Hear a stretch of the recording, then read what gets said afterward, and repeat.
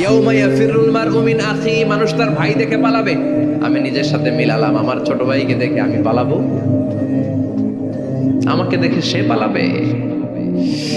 ওয়া উম্মিহি ওয়া আবি, যেই মায়ের পেটে 10 মাস আমি ছিলাম, যে মা আমি না ঘরে না গেলে ঘুমায় না, আমি না খেলে মা খেতে চায় না, আমার জন্য আমার মায়ের প্রাণ, আমার মায়ের জন্য আমার প্রাণ, কত ভালোবাসাবাসী। ওই মা আমাকে দেখে চিনবে না,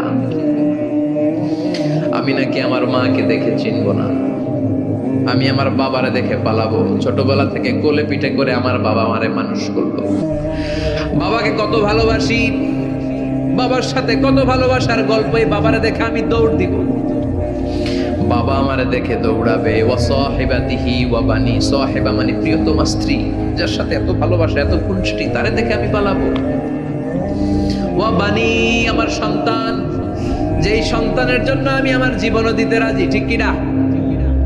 সন্তানকে দেখে আমি দৌড়, আব্বু বলে ডাক দিল আমি চিনব না, আমার মেয়েটা আমারে ডাকলে নাকি আমি চিনব না,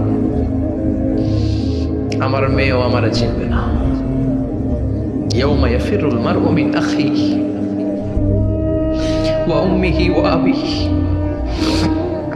ওয়া সাহিবাতিহি ওয়া বানিহি লিকুল্লি ইমরিইম মিনহুম ইয়াউমাইযিন শাআনুন ইউগনিহি। বিশ্বনবী বললেন, আয়েশা, সেদিনটা আজকের দিনের মতো নয়, ভয়ঙ্কর একটা দিন হবে। বাবা ছেলেরে চিনবে না, ছেলে বাবার চিনবে না, মা তার মেয়েরে চিনবে না, মেয়ে তার মারে চিনবে না। মা আর মেয়ের ভালোবাসার চেয়ে বড় ভালোবাসা হতে পারে? বাবা ছেলের ভালোবাসার চেয়ে বড় ভালোবাসা? স্বামী স্ত্রীর ভালোবাসার চাইতে বড় ভালোবাসা দুনিয়ায় আছে? স্বামী স্ত্রীরে চিনবে না, স্ত্রী স্বামীকে চিনবে না,